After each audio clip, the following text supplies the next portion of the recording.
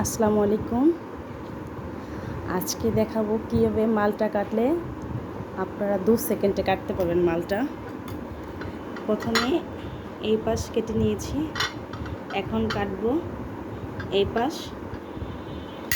দুনো পাশে কাটার পরে প্রথমে আপনারা ডান দিক থেকে এইভাবে হাতে করে কেটে নেবেন, তারপর মাঝখান থেকে এইভাবে কেটে নেবেন, তারপর আবার এই দিক থেকে কেটে নেবেন এবং এই পাশ থেকেও কেটে নেবেন।